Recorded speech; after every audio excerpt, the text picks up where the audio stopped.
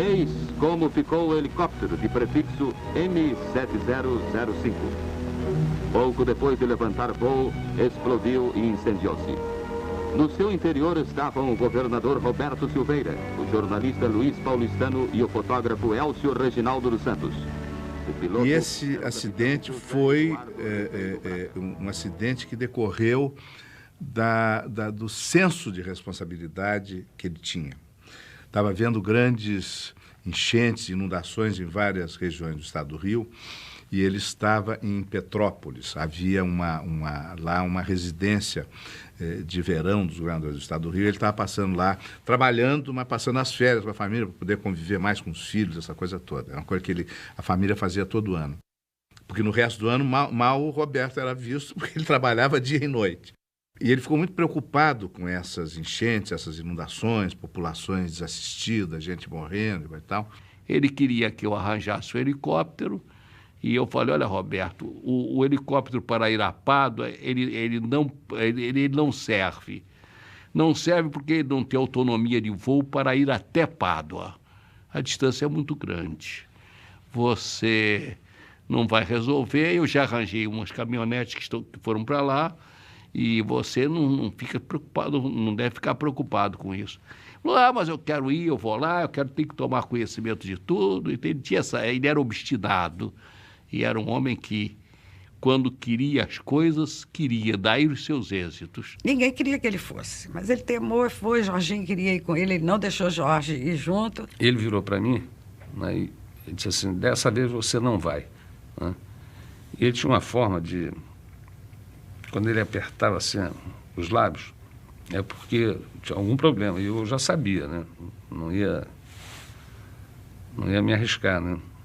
Mas tentei ainda, eu falei, mas não vou por quê? Porque dessa vez você não vai.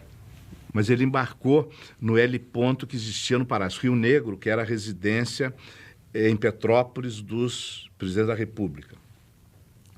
E a família ficava na janela, no outro palácio, em Itaboraí, via o helicóptero subir, porque ele já tinha feito outras viagens desse tipo. E aí todo mundo lá e nada dele passar. E as crianças, cadê o pai? Cadê o pai? Ele estava atrasado e não deu tempo de sobrevoar aqui. Então vocês vão brincar que 4 horas ele vai estar aqui para nós irmos ao cinema. Mas nesse dia estava ventando muito. O helicóptero perdeu o equilíbrio, uma de suas pás bateu na calha do telhado do anexo do Palácio Rio Negro, em Petrópolis, e caiu de uma altura de 10 metros, pegando fogo na hora. Este é o cabo Josué Marques dos Santos, que abriu a porta do helicóptero. O Roberto saiu com facilidade. Mas o paulistano, que estava no meio, teve dificuldades em sair. Quando o Roberto saiu do helicóptero, ele notou que o paulistano não conseguia sair imediatamente. Ele voltou e puxou o paulistano, que estava já com o corpo em chamas, e ele puxou o paulistano. Por isso, a mão direita dele era um dos pontos mais queimados. Você vê que espírito de solidariedade. Agora, também, eu imagino assim, se ele não socorresse o paulistano, fizesse como, digamos, um ser humano normal, né, saltasse fora do helicóptero, ia ser muito difícil para ele conviver, né, com essa omissão de socorro. De modo que aí o destino dele era esse mesmo. Foi uma dor prolongada, dia após dia, durante 8 dias. A Continental tinha o Carlos Palu, aconteceu, o Palu estava no ar, em cima do coisa, de 5 em 5 minutos dava um boletim, e aquilo dava uma angústia, porque você está vendo que não tem saída. Morreu o paulistano, morreu o piloto, o Roberto continua, está bem, está falando. Dentro da lógica da medicina, ele não tinha nenhuma possibilidade, porque como a medicina não era uma ciência assim dogmática, era uma arte aplicada, evidentemente nós todos estávamos lutando para salvá-lo, e poderia ser que ele tivesse alguma possibilidade, e enquanto houvesse vida, estariam lutando ali dentro. O fotógrafo que o acompanha, felizmente, nós conseguimos salvar. Nesses 8 dias que ele ficou hospitalizado, eu perdi a noção do tempo, porque como eu não saía do quarto, eu nunca sabia se era dia, se era noite. Mas, ao mesmo tempo, eu querendo preservar minhas crianças.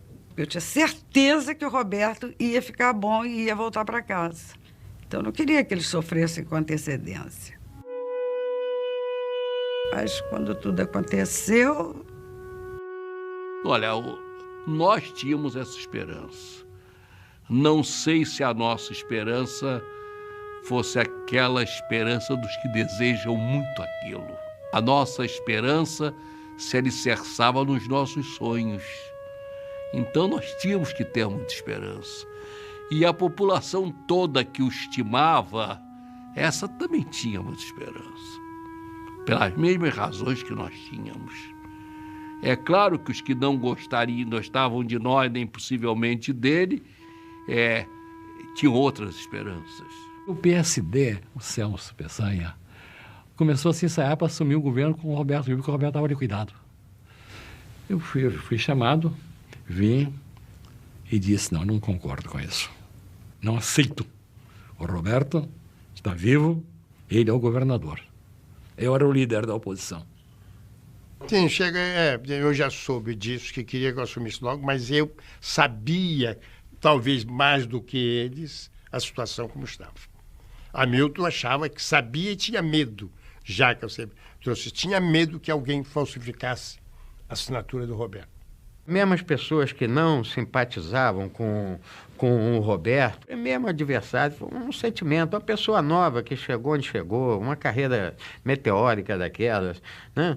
Não houve quem não se emocionasse diante da tragédia de Petrópolis. Né? Porque ele era muito jovem. Era um valor que se afirmava.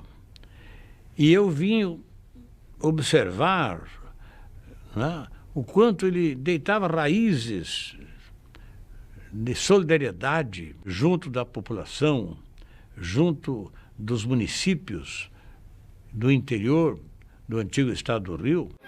O reconhecimento público à vitoriosa atuação desse jovem governador... Não tinha como o Roberto não ser muito importante depois de tudo que ele tinha feito e tão jovem como ele era. E com aquela vitalidade extraordinária que ele tinha e aquela capacidade, né, daquela simpatia, aquela capacidade de seduzir e de ser amado. Aí está o governador, iniciando a pavimentação... Não havia um dia em que não houvesse um acontecimento novo, uma obra nova acontecendo. O Roberto andava na rua e onde ele andava formava logo uma pequena multidão. E não tinha esse negócio de segurança, não tinha essa coisa. Então, era uma pessoa do povo que estava ali no exercício de uma função importante.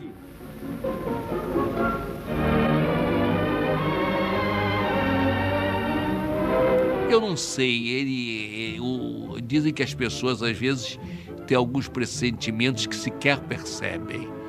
O Roberto tinha muito desejo de fazer, como se tivesse um pressentimento inconsciente de que a vida dele seria breve.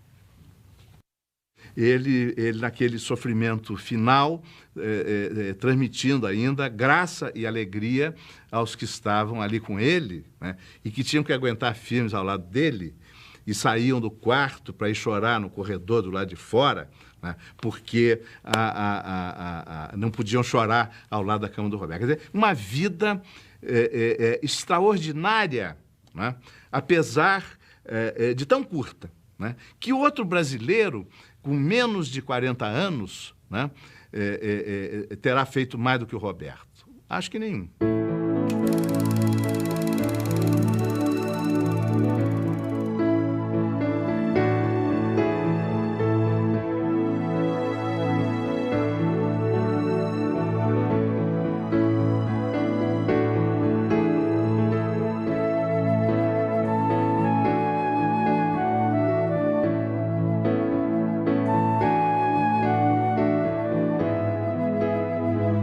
Roberto Silveira nasceu no dia 11 de junho de 1923, em Calheiros, distrito de Bom Jesus do Itabapuana, numa fazenda chamada São Tomé.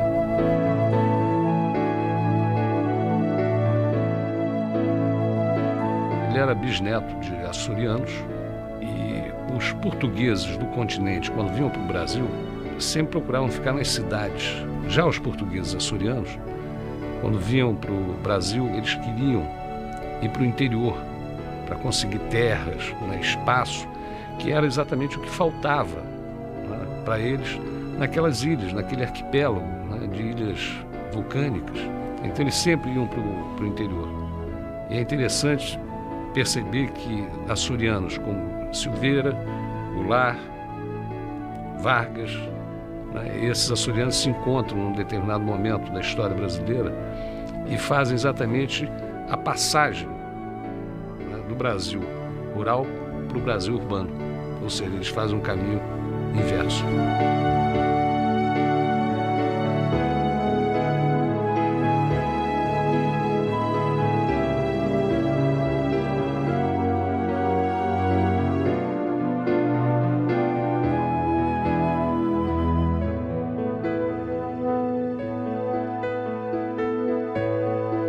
Acho que para entender a trajetória dele, é importante entender o vínculo, né,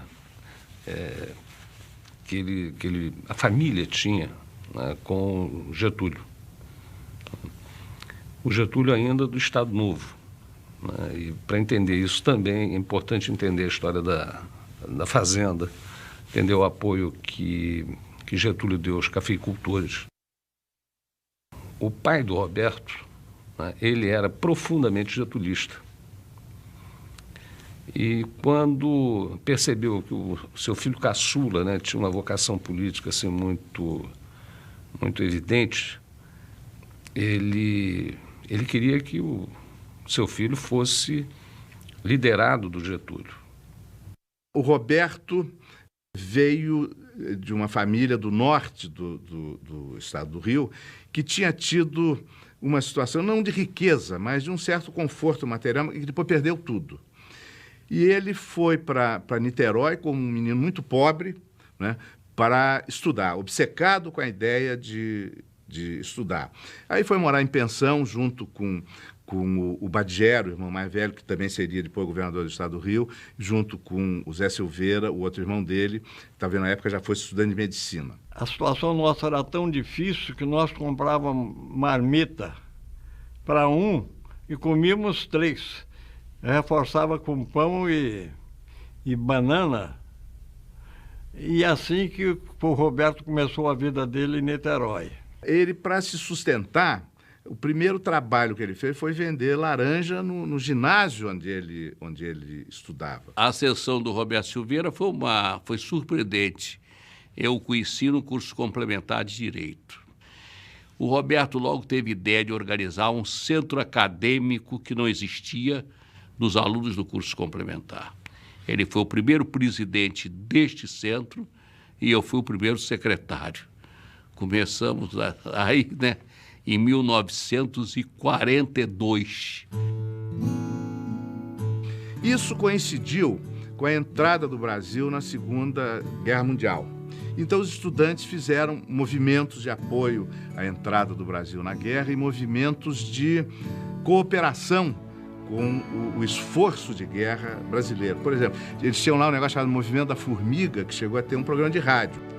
Ele fazia um programa sobre essa atividade dos estudantes, que, por exemplo, recolhiam, eu acho que eram essas pilhas de lanterna e coisa e tal, porque aquilo tinha materiais necessários para o esforço de guerra. Uma coisa que eu sempre tive pena do Roberto, que o Roberto não teve infância. Aquilo que a maioria tem, que eu tive, o Badugé, nós brincávamos, fazíamos arte, fazíamos as coisas que toda criança faz.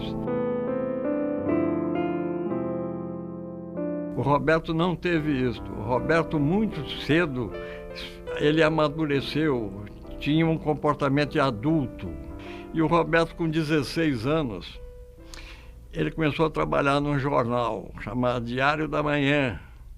E com 19 anos ele chegou nesse jornal como secretário do jornal, a figura mais alta dentro da redação do jornal, com 19 anos. Ele era um homem que, onde chegava, ele obtinha êxitos pela sua capacidade de trabalho, pela sua inteligência, pela sua perseverança. A história, a gente costuma dividir a história do estado do país entre República Velha e República Nova, né? A República Velha há uma história política antes e depois do Nilo Peçanha. E na República Nova há uma história política antes e depois do Roberto Silveira. O O Roberto Silveira, a ascensão dele começa ainda como um pouco de herança da liderança do Nilo Peçanha, por causa do pai, o Boanerges Silveira foi vereador em Itaperuna, foi chefe político, a coisa toda, a liderança dele começa no estado do Rio totalmente amaralista. O estado do Rio era a imagem política, a cara política do estado do Rio era a cara do Amaral Peixoto. Não era a ditadura do Vargas, era a ditadura do genro, sob o ponto de vista que ele é quem mandava, e ele tinha os seus braços.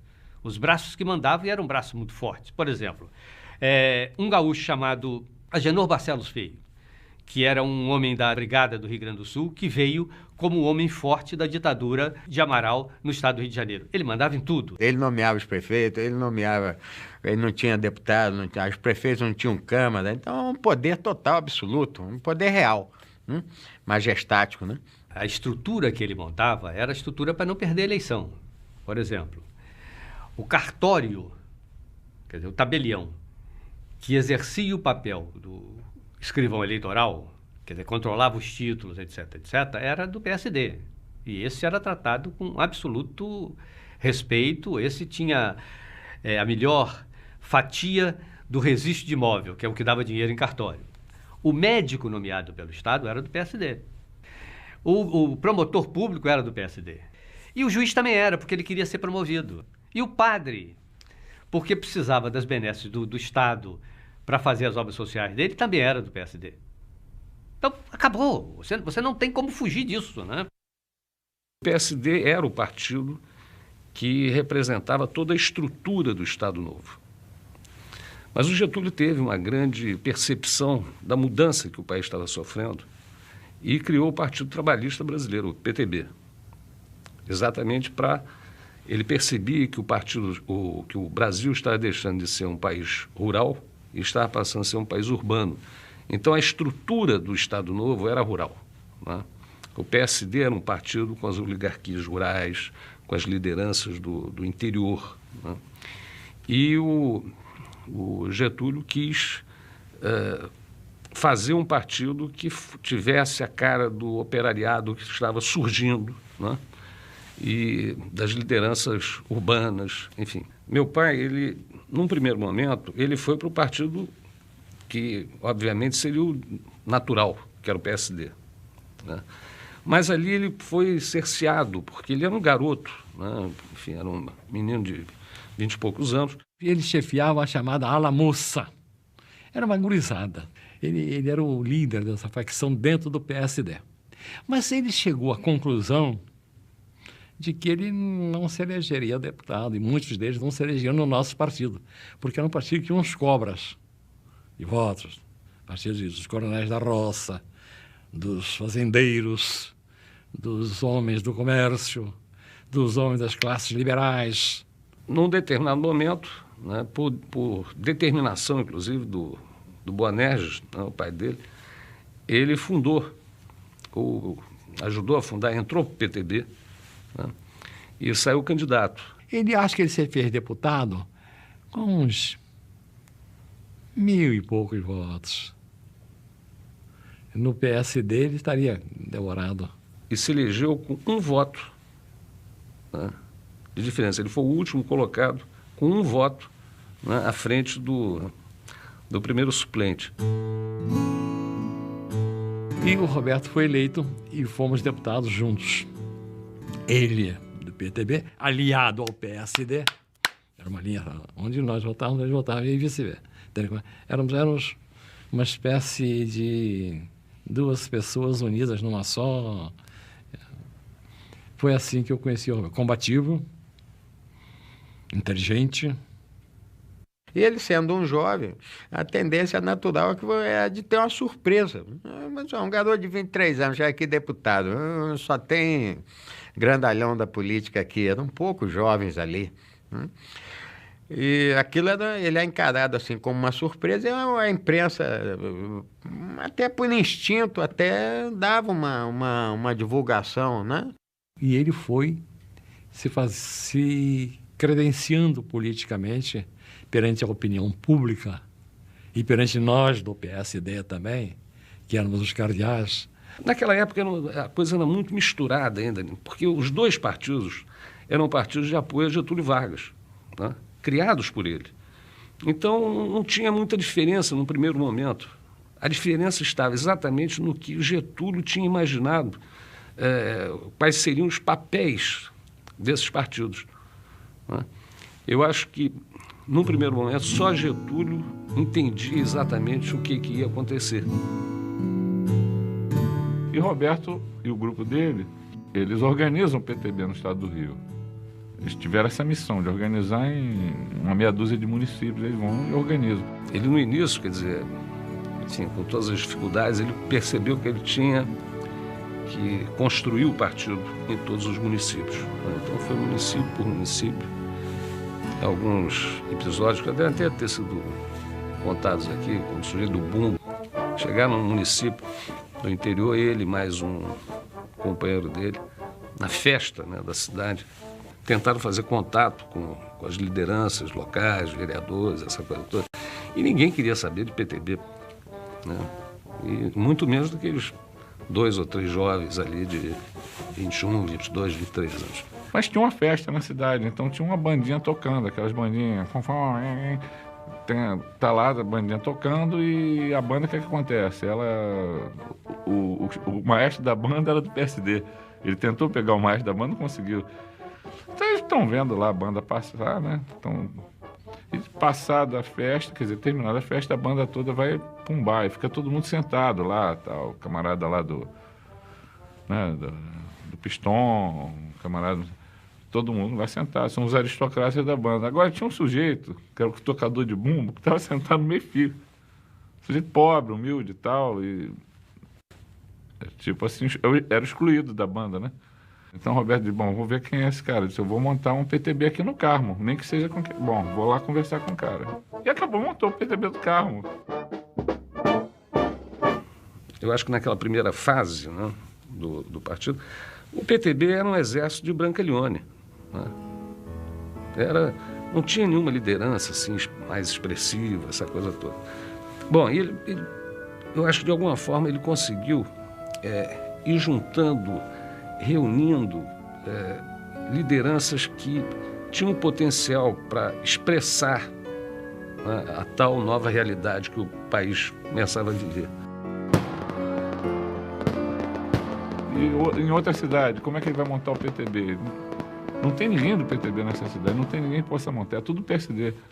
Mas não tem ninguém no comício da gente que tenha vindo do lado... Quando a gente foi na cidade, não tem ninguém que foi... Tem o fogueteiro lá, o cara que soltava foguete. Mas esse cara solta foguete para o PSD, para todo mundo. Então, mas vamos lá conversar com ele. Porque tem o tocador de bumbo no município, tem o Walter Fogueteiro em Itapiruna, tem enfim, uma série de figuras assim que foram se juntando, o que dava esse caráter urbano ao partido e à liderança de Roberto.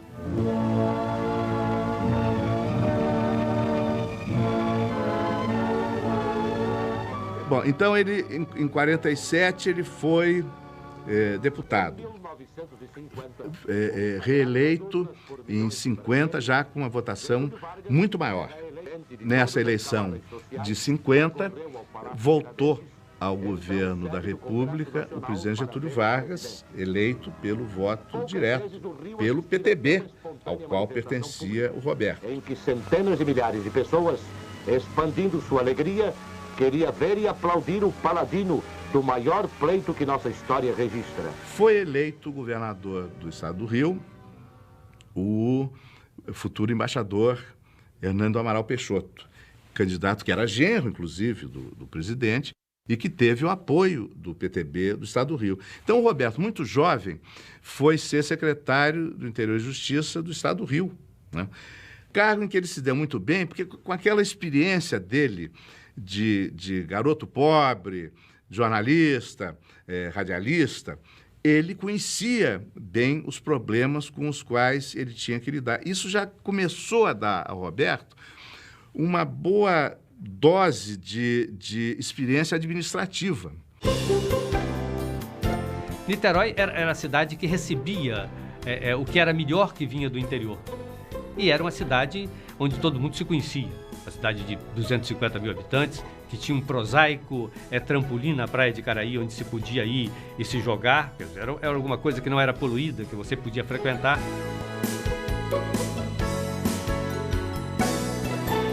O Roberto foi um precursor, talvez, dos marqueteiros, porque ele tinha um espírito de inovador. Ele, por exemplo, bolava coisas originais. Eu me lembro de que ele criou tochas de petróleo, porque havia uma das grandes campanhas que dominaram o Brasil naquela época.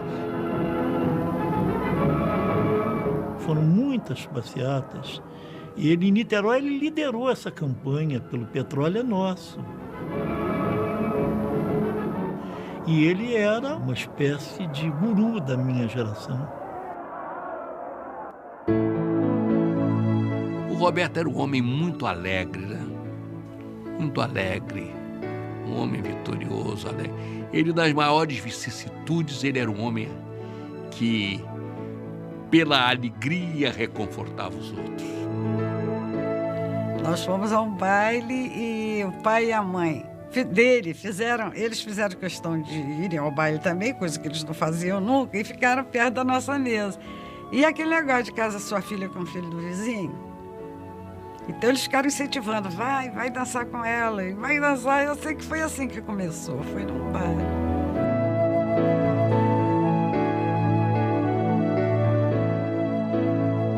Ele tinha uma mulher nova, discreta, elegante, que foi a vida inteira, né, que talvez tenha sido a melhor coisa da vida do Roberto. Ela não era alguém que se exibia, ela tinha a elegância discreta de ser a mulher daquele que ia realizar as coisas. Tem um velho ditado libanês que diz: case o seu filho com a filha do vizinho. A carreira política dele não teria sido possível se ele não tivesse uma retaguarda como a Dona Ismélia representava. É uma história de amor muito bonita e que deu a ele a tranquilidade para voar.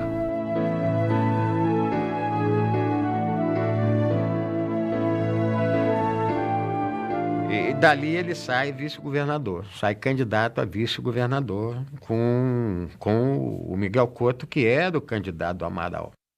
E bate 50 mil votos a mais do que o candidato a governador. Naquela época, votava-se para governador e para vice-governador de forma separada, em cédulas diferentes. Naquele momento ali, todo mundo sabia que o governador em 58 era ele. Na época do Miguel, quando nós estávamos com o Miguel Couto, já o Roberto não estava querendo apoiar o Miguel. Apoiou porque o Getúlio chamou e mandou apoiar.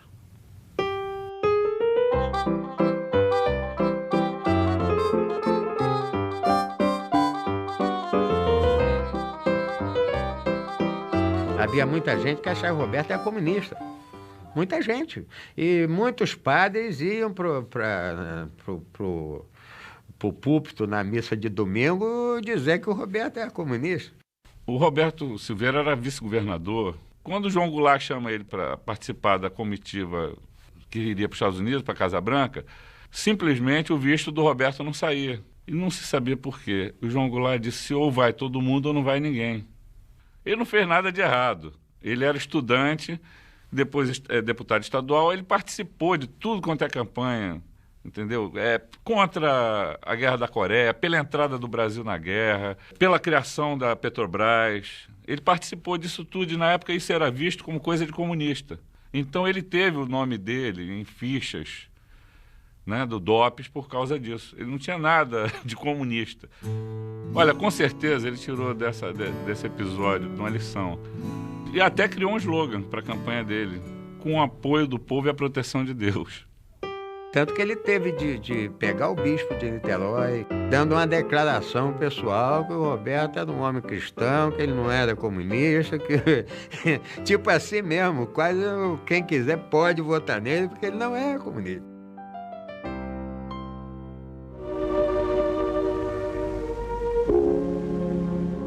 O PTB tinha crescido muito, graças, sobretudo, à ação do Roberto. Mas ele era a liderança mais atuante, né, mais brilhante do PTB do Estado do Rio. Quando uma notícia dramática emocionou mesmo os corações mais frios. Pusera termo à vida o presidente Vargas. Ele morreria em agosto de 54, aquela crise que o levou ao suicídio para salvar a sua obra. Getúlio Vargas morreu sacrificado pelos interesses internacionais contrários à emancipação econômica do Brasil. Era tudo contra Getúlio.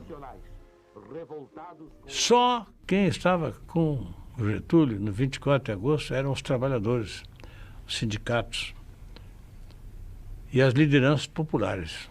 O partido, em 54, ele se abalou muito, mas moralmente também se fortaleceu. Que nós saímos indignados, inconformados com aquilo ali. Por quê? O presidente Vargas imprimia uma determinada orientação em relação ao capital estrangeiro, à industrialização. Ele queria uma industrialização brasileira. Jango jurou continuar a sua obra. Como é que era feita a política antes? Os políticos usavam ternos brancos, falavam do palanque. Eles chegavam de carro, subiam lá no palanque, faziam seus discursos, saíam, iam almoçar ou jantar na casa do chefe político local. Eles não tinham nenhum contato direto com a população. Nessa fase, exatamente, é que eu acho que o Dr. Roberto tem um lampejo. Enquanto nós vivíamos numa torre de marfim, era um partido da aristocracia, ele ia diretamente ao povo. A campanha dele para governador, ele entrava numa rua. Havia trabalhadores consertando a rua. Ele pedia um cigarro a um daqueles. Nem sei se ele fumava, mas...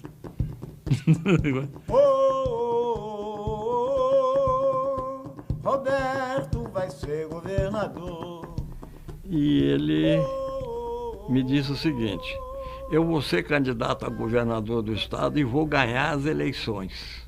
Não tenho dúvida nenhuma que eu vou ganhar as eleições. Mas tem o seguinte, eu não tenho nada. Queria que você me desse uma ajuda. Eu falei, eu posso te ajudar, mas grandes coisas, quem sou eu, um médicozinho lá do interior, para poder sustentar uma campanha? Ele, não, é só no princípio, depois que embalar um bocadinho, a coisa vai por si. Mas acontece que nesse dia, que naquela hora que nós estávamos conversando sobre este assunto, apareceu o gerente da Mesbla, naquela ocasião. O senhor Maurício cumprimentou gentilmente ali e tal, e disse ao Roberto que a Mesbla tinha muito prazer em dar uma ajuda a ele e mandou trazer a chave e os documentos de um Chevrolet 0 quilômetro. Ele foi e disse ao senhor Maurício, olha, eu agradeço muito, etc., mas não posso aceitar, eu tenho bastante condução, não está me faltando recurso, então o senhor agradece lá, mas eu de jeito nenhum não aceito. O senhor Maurício ficou muito desajeitado, etc., mas foi embora. Eu falei, Roberto, que história é esta? Comigo você fala uma coisa, aí com o senhor Maurício o senhor fala outra? Ele disse, sim, eu quero chegar no governo do estado sem compromisso com qualquer grupo. Roberto vai ser governador. Mas ele foi a todos os distritos, né, a todos os bairros, a todas as cidades, e às vezes sozinho com mais uma pessoa e tal, e dizia o seguinte, muito prazer, eu sou Roberto Silveira, sou candidato a governador. Roberto Silveira é popular e o povo vai levar Roberto Silveira ao engar. O Roberto desejou ser candidato e disse ao Amaral Peixoto que chegara a vez do PTB, porque já tinha sido eleito o Amaral Peixoto com o apoio do PTB e o Miguel Couto também com o apoio do PTB. E ele entendia que era chegado o momento do PTB ter um governador. o PSD não concordava com isso. O povo do estado do Rio apoia um trabalhador. Porque o Amaral foi uma das maiores lideranças políticas, né, que esse país já produziu. E ele, de uma competência, enfim, de um talento enormes. E ele era apenas, né, o chefe do PSD, que era o partido que estava no poder, né, com Juscelino, e embaixador em Washington. E Roberto propôs um encontro com o Amaral com o compromisso de honra de ninguém saber. Levando o Amaral, um homem de sua confiança, e ele outro, para conversarmos os quatro. E o Roberto, me parece que honradamente, ou estava dando um golpe de mestre, também podia ser isso, mas acho que não. Começamos a conversa e ele disse: comandante, ele chamava o Amaral de comandante, tudo que sou na vida, devo ao senhor, ao lado de quem comecei. Mas eu cresci muito, comandante, e agora sou obrigado a largar o senhor, porque eu vou ser candidato. Muito bem, nós sabíamos que ele era candidato. E eu não posso mais, comandante, pedir ao partido para apoiar o senhor, porque o partido cresceu muito e quer ter candidato próprio. Se eu insistir no apoio ao senhor, perco o prestígio, perco a liderança, perco o partido, perco tudo. Eu sou obrigado, comandante. Paulo, eu compreendo, então, diz o Roberto, mas, comandante, por que o senhor não me apoia? Olha só, Roberto, como é que eu, chefe do maior partido, do partido majoritário, numa eleição para o principal cargo do Estado, que é governador, vou apoiar o adversário? Aí acontece comigo, eu não tenho condições para isso. Diz o Roberto, comandante, o senhor vai perder para mim. Vamos ver, não sei, vai, comandante. Por que você disse isso? Porque o Miguel era o governador, vai trair o senhor e vai ficar comigo. Assim mesmo. Nós já estávamos desconfiados do Miguel. Mas o Miguel não fará isso. O Miguel tem as suas veleidades de governador, mas será incapaz de uma traição. Diz o Roberto, não, comandante, não vai trair, não. Já traiu, já está comigo e o senhor vai perder. Roberto Silveira é popular e o povo vai levar Roberto Silveira ao engar. E o Amaral não quis perceber, porque o Amaral, naquele momento, eu acho que ele cometeu um erro de interpretação em relação a ele mesmo. Ele se achava muito maior do que ele realmente talvez fosse, ou ele se achava imbatível. E para o Roberto não havia ninguém imbatível. A história de vida dele foi uma história de lutar contra todas as dificuldades e vencer todas elas, inclusive com dificuldades materiais, né? E venceu todas elas. Então para ele não havia nada imbatível. Roberto vai ser governador. O PTB, então, resolve concorrer sozinho. Então, o PTB tem que comer o PSD pelas beiradas. Como é que ele vai fazer isso? Para começar, ele só pode fazer isso de uma maneira, fazendo um acordo com a UDN. Mas a UDN é de direita, o PTB é de esquerda. Não era bem assim. Isso era no estado da Guanabara, no resto do Brasil. No estado do Rio, no velho estado do Rio, a política era outra, né? Eram todos vizinhos, eram todos amigos, conhecidos. E o pessoal da UDN não tinha o radicalismo do Lacerda. Carlos Lacerda, que era um inimigo ferrenho do PTB e do trabalhismo, né? Fez tudo para que essa aliança não vingasse. Foi famosa na cidade de Niterói a convenção que escolheu o Roberto Silveira, a convenção da UDN. Eu lembro de ter visto uma cena fantástica, que era o Lacerda com aquela oratória absolutamente brilhante, falar 8 horas, impedindo que alguém aparteasse, porque ele dava paulada em quem aparteasse. Mas nessa ocasião ele foi derrotado, porque a força do Roberto e a situação do Estado de acordo com o trabalho gradativo que fora feito durante anos, era no sentido de que todas as forças se unissem para eleger um governador, e um governador jovem, carismático, como era a figura do Roberto Silveira. Todos os partidos existentes do Estado se uniram nessa aliança. E nós registramos, então, a Aliança Popular Fluminense. Essa aliança, ela modificou completamente a correlação de forças, né? Porque, em primeiro lugar, o PSD tinha a certeza de que a vitória era uma vitória garantida, né? Que a única disputa que teria era para ver quem seria o candidato a governador, porque seria o próximo governador. Já essa aliança, não. Essa aliança começou a trabalhar cedo, percebeu as mudanças que o Estado tinha sofrido, né? E quando essa grande estrutura PCdista percebeu o que estava acontecendo, já era tarde.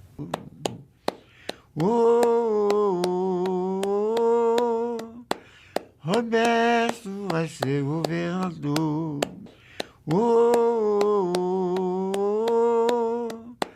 Roberto vai ser governador.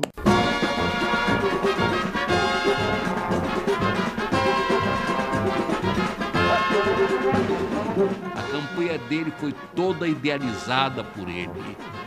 Aqueles movimentos, aquelas passeatas, as canções. Ele adorava música. A amizade dele por mim é por causa da minha música. Ele foi o primeiro a fazer corpo a corpo, né, no Brasil. Foi o primeiro a usar samba ao invés de marchas.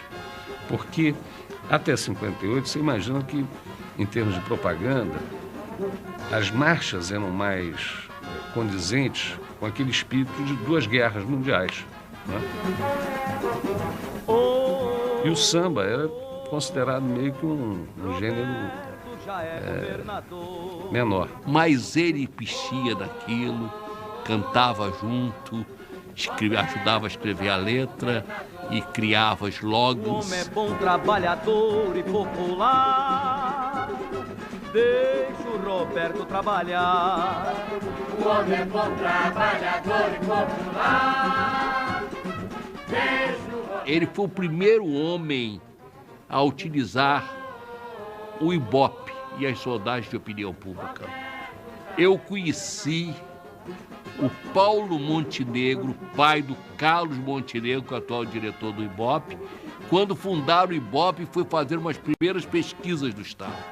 Ele sabia lidar com a pesquisa, ele sabia usar a informação, era uma pessoa que passava muita seriedade, muita credibilidade, falava muito bem e realmente marcou a história do Ibope, que foi um dos primeiros políticos, talvez o primeiro, que tenha sabido lidar com perfeição, de uma forma moderna. Naquela época, ele usava a pesquisa como as pessoas usam hoje. Tenta levantar para Pelé, escorregou na hora, para no peito, domina.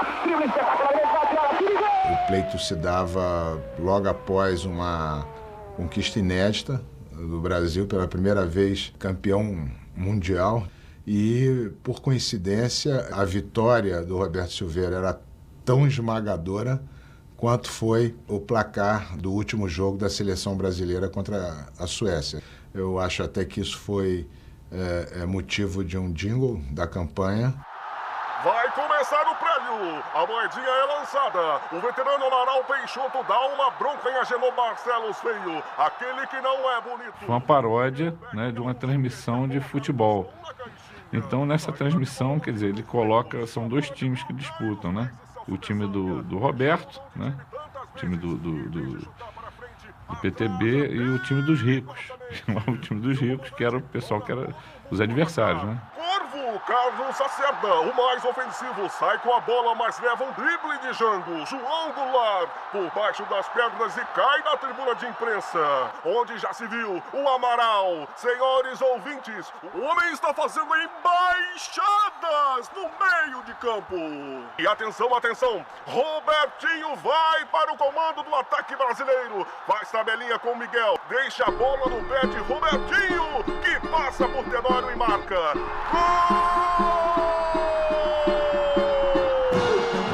Gol da seleção do povo.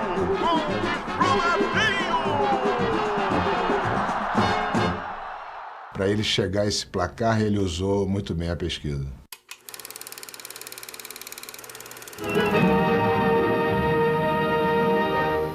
Roberto Silveira obtém uma surpreendente vitória popular enfrentando os maiores grupos políticos e econômicos do estado do Rio. Desde Nilo Peçanha, a velha província não possuía um líder realmente fluminense e nascido no meio do povo. E você vendo hoje, é incrível como ele, em 2 anos, ele conseguiu tanta coisa, é impressionante. Era muito ativo, ele acordava o secretário 2 horas da manhã, o Roberto dormia à tarde, acordava cedo. Ele não se elegeu governador e se distanciou da população. Pelo contrário, ele se aproximou mais ainda, né? Então, ele pegava certas coisas, como, por exemplo, o abastecimento de água na Baixada Fluminense, né? Uma obra que se arrastava há anos, décadas. Ele percebia ali, isso aqui, se eu afunilar aqui, se eu concentrar esforços, eu resolvo isso em 1 ano. E resolvia. Nós estávamos em pleno governo do presidente Juscelino Kubitschek, aquela era de desenvolvimento, de esperança. A economia brasileira crescia no mínimo a 7% por ano. Comercial e industrial da terra fluminense. O Brasil estava sedento de eletricidade e de estradas. O Roberto era um trator, né? Sob a orientação do governo popular do líder trabalhista Roberto Silveira, o estado do Rio marcha. Mais energia significa mais progresso, a libertação econômica.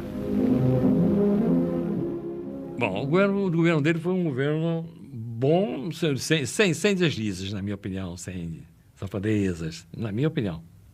Nunca soube, e eu nunca tive coragem de acusá-lo de qualquer coisa. Eu fazia oposição a ele, populismo. Em prática a reforma agrária no Brasil. Ele lançou um plano piloto de reforma agrária. Nós fizemos um panfleto espinafrando, mostrando que aquilo era subversivo e tal. Ele disse, quem foi que fez? Eu sou responsável, senhor Roberto. Seu governo não emergiu de nenhum movimento revolucionário. E essa reforma agrária, que tempo era... Roberto, isso é subversão. Você vê. Ele foi pioneiro da reforma agrária no Brasil.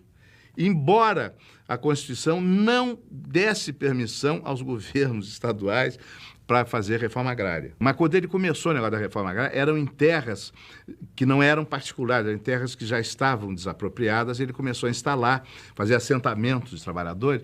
E a primeira coisa que ele fazia no assentamento era a escola. E a escola foi talvez o fulcro mais importante para o êxito, né, dessa experiência de reforma agrária. E não era um homem revolucionário, não era um homem explosivo. Era um homem de ganhar pela palavra e ganhar pela ação. Ele fez um movimento popular de alfabetização. Num dia inaugurou 80 escolas no mesmo dia, 80 salinhas de aula. Onde tinha uma salinha, ele botava uma coisa... Quer dizer, é uma ação social. Mas não é uma ação revolucionária, não é uma ação explosiva, não é uma coisa demagógica. É uma coisa que o povo precisava ser alfabetizado. Além do movimento popular de alfabetização, além do plano energético, além de várias atuações, de vários programas, né? Tem 2 coisas, por exemplo, que demonstram bem a visão moderna que ele tinha, né, da administração. A Flumitur, que ele percebeu, né, o potencial da indústria do turismo, né, criou a Flumitur, a Bolsa de Valores, né, que o Estado do Rio não tinha, e isso demonstra bem, essas coisas demonstram bem, né, a visão moderna que ele tinha da administração.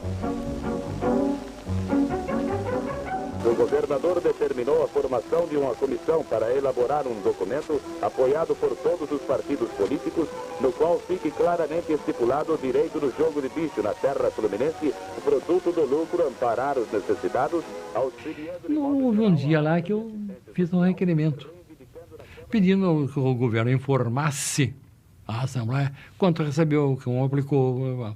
Ele deu uma resposta atrevida para mim, dizendo que eu estava querendo participar. Ah, seu doutor, mandei-lhe uma carta aberta. Nossa Senhora, coitado do menino.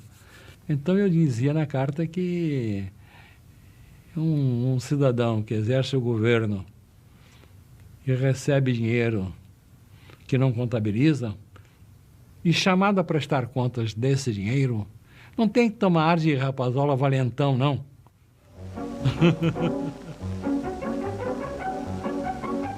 E o que é que ele fez, né, de mais competente?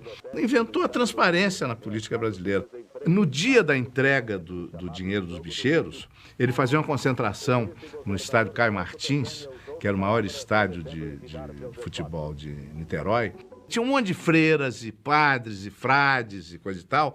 O bicheiro entregava um cheque ali para um funcionário e o mesmo cheque era passado na mesma hora para a madre, coisa que ninguém ia achar que a madre ia levar comissão. Então, essa preocupação de cuidar do macro, né, e dos detalhes da máquina administrativa. Foi isso que fez com que os 2 anos de governo dele parecessem 8 anos. Né, ficaram muito marcados na história do Estado do Rio. E outra coisa, havia muitas queixas no Estado do Rio contra a pequena corrupção. Então o Roberto sabia que, acho que na Secretaria de Agricultura tinha uma multidão de funcionários fantasmas. Aí o que é que ele fez? Primeira semana de governo, ele chamou o secretário da Agricultura e disse: olha aqui, eu vou dar uma incerta na Secretaria de Agricultura, mas eu quero que você torne isso público. Aí o secretário: mas o governador... Aí vai aparecer outro, ele disse: é exatamente isso que eu quero. Aí mandaram avisar, disse: olha, informação secreta, o governador vem aqui amanhã. Quando o Roberto chega na secretaria, estavam lá os funcionários que trabalhavam e os fantasmas. Todo mundo lá. Bateram palma para ele muito simpático, agradeceram: olha, meus amigos, muito obrigado pela recepção. Agora eu não quero atrapalhar o trabalho de vocês. Cada um senta na sua mesa e continua com o seu trabalho, que eu não vim aqui para atrapalhar. Bom, não tinha mesa para todo mundo.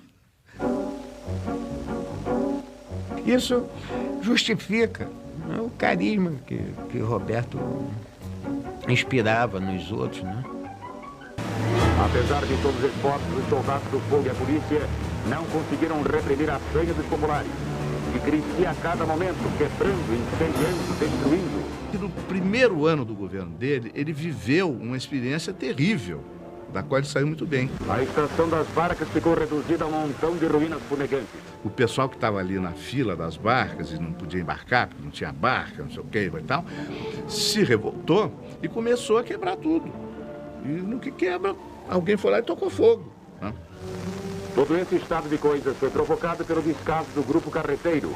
A travessia das barcas, quer dizer, a travessia Rio-Niterói, era feita por uma empresa privada e que tinha uma certa cumplicidade entre o sindicato e os patrões.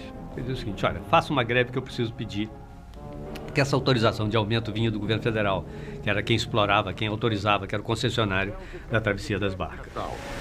A indignação do povo, impossível de ser contida pela polícia, extravasou-se em cenas de violência. Eu saí de casa, cheguei e encontrei a desordem, o apedrejamento. Tu quebra. Eu saí, não vim para o Rio, fui para a tribuna e responsabilizei o Roberto pela anarquia. Os escritórios da companhia do Grupo Carreteiro, concessionário da exploração de transporte Rio-Niterói, foram invadidos e destruídos em sua totalidade. Quando o Roberto chegou, a quebradeira estava violentíssima. Então ele foi lá para a praça das barcas e o Roberto deu uma ordem assim: a polícia do Estado do Rio não vai atirar no povo do Estado do Rio.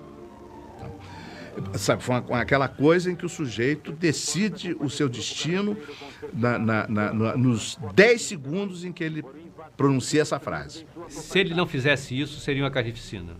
Porque o soldado, naquela época, era treinado para matar.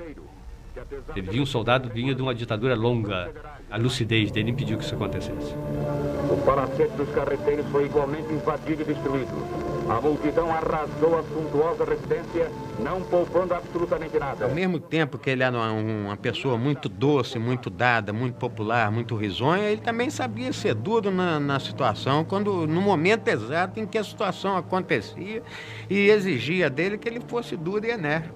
Como é o caso das Barcas com o general Justino Alves Bastos, né, que chegou em Niterói, chamado pelo Paulo Torres, que era o comandante do 3º RI, que era a unidade militar de Niterói e São Gonçalo, mas ó, vem pra cá porque esse negócio o governador tirou a polícia militar da rua, a cidade tá às moscas. Nem mesmo a proximidade de um destacamento da cavalaria policial amedrontava os revoltosos. O general, quando começou a conversa com o Roberto, começou assim de uma maneira muito dura e até grosseira, né? Com acusações. Vocês políticos e coisa e tal, demagogos. O Roberto assim, general, o senhor faz favor de retirar o que o senhor disse e aí a gente começa a conversar. Agora, se não retirar, não tem conversa. E a cólera foi acalmada. A cidade voltou à sua vida ordeira e pacata de sempre. Houve a tentativa de uma intervenção no Estado do Rio, né, para depor o governador. Ele, recém-eleito. Aí não teve conversa, não. Peitou militar, peitou presidente da República, peitou todo mundo. E não tinha conversa, não iam fazer intervenção e não fizeram. Pelo contrário, ele saiu uma imagem muito fortalecida. Salientando que agira em defesa do povo que protestava contra uma antiquada situação de transporte. O Amaral Peixoto dizia assim que ele tinha um certo receio do Roberto, que o Roberto tinha um temperamento violento. Né? Não era violento. Ele tinha um temperamento muito firme, né? Muito forte. Então, esse é o Roberto daquele tempo. O governador Roberto Silveira e senhora recebem os governadores dos estados do Norte e Nordeste. O que era isso para o Brasil? Era uma referência. A gente sabia o seguinte, no seu estado, né, existe alguém que está preocupado com a realidade brasileira. Em visita de cortesia ao governo do estado do Rio, o cônsul italiano foi recebido no Palácio do Ingá pelo governador Roberto Silveira e senhora. Um brinde pela fraternidade entre o Brasil e a Itália nessa visita de cordialidade. A duquesa de Kent é recebida pelo governador Roberto Silveira e senhora e outros auxiliares do governo fluminense. A ilustre visitante manteve animada palestra com o casal Silveira. O governador do estado americano de Nova Jersey, Robert B. Minor, em visita pelo Brasil, foi alvo de inúmeras manifestações de apreço. Democraticamente, e como o calor é muito, o Sr. Minor aboliu o paletó. O Sr. Roberto Silveira acabou aderindo. E por fim, um cafezinho, brindando a amizade Brasil-Estados Unidos. Uma noite oriental. O embaixador japonês no Brasil ofereceu ao governador Roberto Silveira uma festa tipicamente japonesa no salão do Clube Canto do Rio, em Niterói. Mas aí surgiu a candidatura Jânio Quadros no meio do governo. E o Dr. Roberto apoia o lote, libera os secretários, né, da UDN para apoiarem o Jânio Quadros. Mas é evidente que isso aí criava logicamente, uma contradição dentro do governo, né? Uma coisa que ficaria difícil de controlar depois da eleição. O estado do Rio foi um dos pouquíssimos estados em que o Marechal Lott ganhou a eleição. Isso, para o Roberto Silveira, é importante porque ele demonstrou que ele tinha legitimidade, tinha liderança. Roberto foi, na verdade, foi um dos políticos fluminenses de mais talento, porque subiu efetivamente numa hora exata. Subiu pelo seu esforço, pediu pelo seu talento. Ele não subiu porque Juscelino o apoiava, nem subiu porque o Amaral o apoiava. subiu mais pela força do povo. E isto, para mim, é talento. Roberto Silveira morreu com 37 anos de idade e seu governo durou apenas 2 anos, mas foi vertiginoso. Líder popular e nacionalista, eis o governador Roberto Silveira em contato com o andamento dessa imensa realização que é a refinaria de petróleo de Duque de Caxias e que constitui mais um passo para o desenvolvimento econômico do Brasil. Uma nova era de prosperidade tem início para o estado do Rio, com seu potencial energético grandemente aumentado. É uma legítima conquista do povo através do governo líder Roberto Silveira. Em apenas 40 dias foi concluída a barragem da Cachoeira do Inferno, onde foi iniciada a construção de importante usina hidroelétrica do governo Roberto Silveira. Marco da extraordinária obra.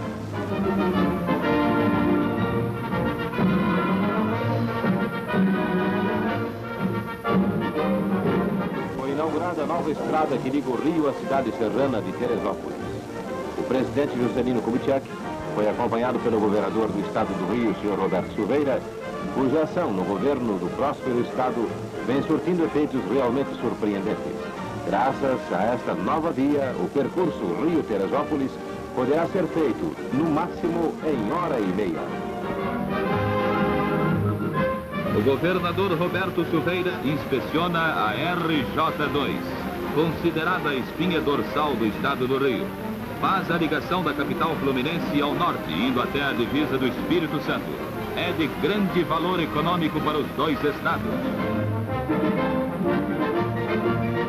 O plano de obras está sendo atacado em todo o estado do Rio.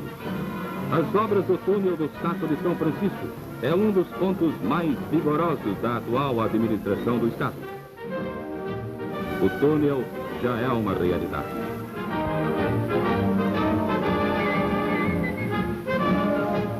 Enorme ponte, importante obra, está sendo construída sobre o rio São João, em Barra de São João, beneficiando grandemente o município de Campos.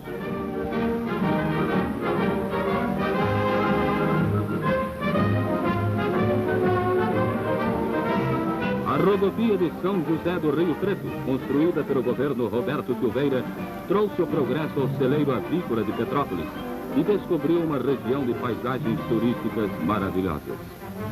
O antigo caminho de lama é hoje moderna estrada.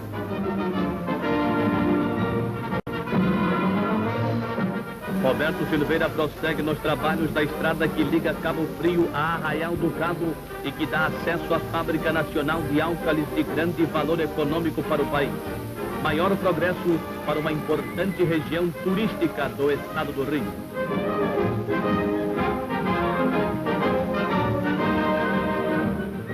O governador Roberto Silveira e sua inspeção está seguindo para a estrada Paraty-Angra em construção.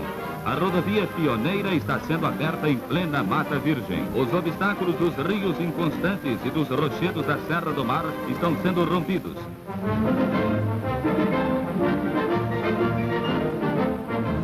A inauguração do serviço de abastecimento d'água de Caxias foi um acontecimento que ficará gravado para sempre na história das grandes realizações fluminenses. Estava em marcha o plano Mais Progresso para o Estado.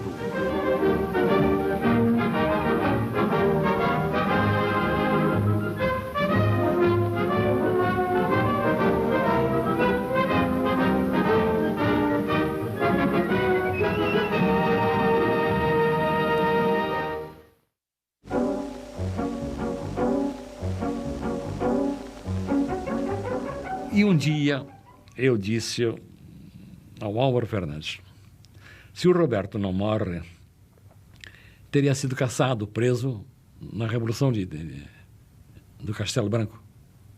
Disse, não, Hamilton, absolutamente, não teria havido a Revolução. Por quê? Porque o Roberto seguraria o Jango, não deixaria o Jango fazer as asneiras que fez. Não seguraria, Hamilton, não tinha revolução nenhuma. Porque eu disse, estaria preso, caçado, liquidado, desterrado. Disse, não, pelo contrário. Eu acho que a história não se escreve, não acontece na base do se houvesse isso, se tivesse acontecido, mas tenho absoluta convicção de que a participação das pessoas ela é mais importante do que o determinismo econômico, histórico. E às vezes a pessoa certa, no lugar certo, na hora certa, né, ela consegue determinar os destinos de um Estado, enfim, de um país, durante um tempo considerável. A fotografia que mais me impressiona em toda a biografia de Roberto Silveira é a foto do Jango, olhando o caixão dele. Porque ali ele estava mais órfão do que eu. Eu acho que ali ele percebeu que ele tinha perdido um apoio que seria fundamental, né, para o futuro político dele do PTB. Ao mesmo tempo, eu acho que o Roberto Silveira ele teve uma percepção de que naquele momento que o mundo vivia, né, que o Brasil vivia, nenhuma mudança estrutural seria feita no país sem o apoio das Forças Armadas. Quer dizer, ele não queria um enfrentamento, né? Ele queria uma composição que naquele momento era possível. Em 60, 61 era possível. Né? Depois se tornou impossível, né? Porque a coisa foi se radicalizando sem que houvesse alguém que pudesse mediar isso aí. O Roberto Silveira tinha uma tal projeção pessoal que certamente ele ia influir na própria decisão do presidente e influir na decisão de todos os grupos que estavam se preparando para resistir ao golpe. As forças golpistas entraram pelo Estado do Rio, tá? Tendo a certeza que o Lacerda, né, ia abrigá-las e dar sustentação no estado da Guanabara. Ele ia impedir que passassem por aqui. Era mandar, enfim, era usar as atribuições do governador de estado, né? E ele tinha uma autoridade moral, enfim, política, né, muito forte. Aí sim, eu acho que o golpe ele poderia ter acontecido 4, 5 anos, 10 anos depois, eu não sei. Mas naquele momento não seria, porque o presidente João Goulart não ficaria sem respaldo, não ficaria sem uma sustentação num estado estratégico como era o estado do Rio de Janeiro.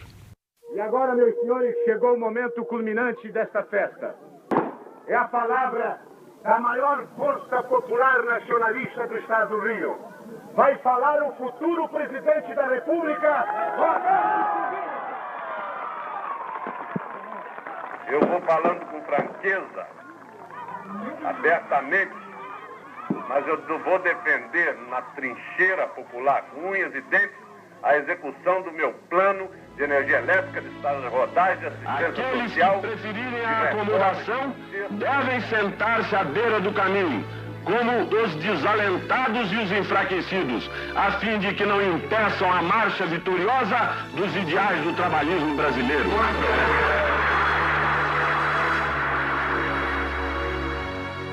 Não, ele era perigoso.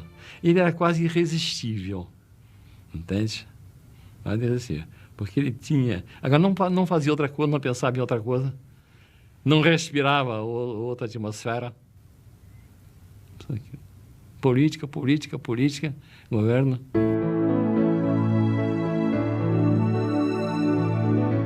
O Roberto tinha um grande mérito de saber desvincular os problemas lá do gabinete. A hora que ele vinha para a parte da residência, ele deixava os problemas para trás e ele era um pai mesmo, né? Ele brincava muito com as crianças, fazia de tudo que um pai faz. A gente tinha uma máquina de filme, um negócio horrível, pequenininho. Ele passava filme de desenho animado. Ele aproveitava o máximo do tempo dele em casa para divertir as crianças.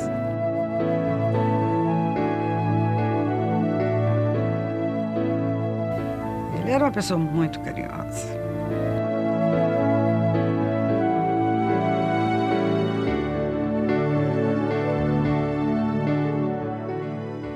Roberto podia ter vivido mais um pouco, pelo menos para cada um hoje ter aquela imagem dele, né, definida. Eu me lembro no Palácio Itaboraí, Ele, determinado dia lá, pintando um quadro, já junto com um amigo dele, estava ensinando ele a pintar, né? Pintou 2 quadros só, até um é muito interessante. Eu me lembro dele, ele era uma pessoa que não parava, não tinha...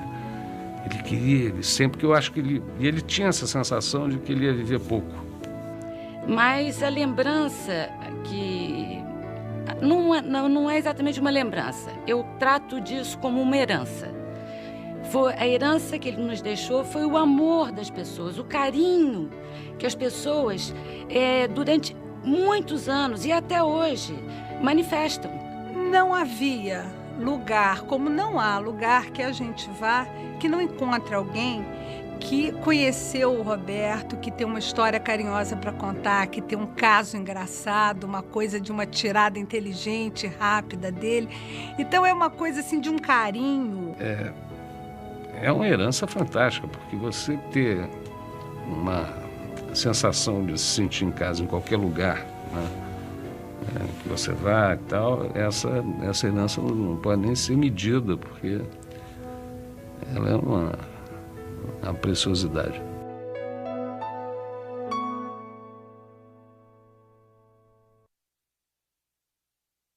Então, esse homem amado, popular, competente, sério, o que teria acontecido, né, se não fosse esse acidente, se não fosse aquelas enchentes do mês de fevereiro, se não fosse a obstinação dele em visitar pessoalmente as populações atingidas pelas enchentes?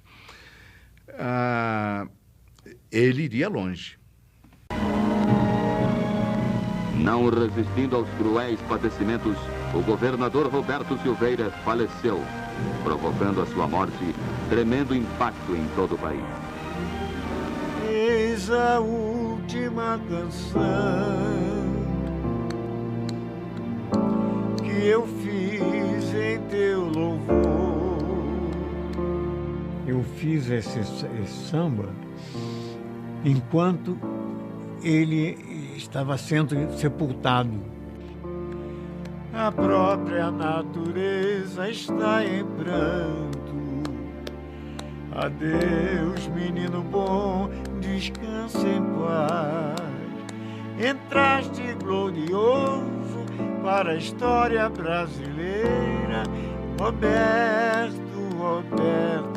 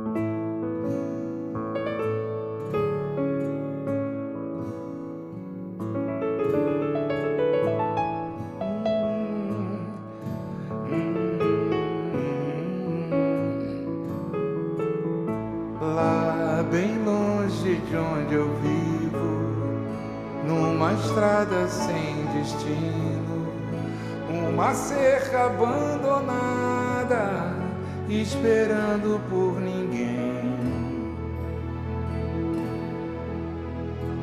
Fica junto de um riacho que carrega folha seca e alegria em seu cantar.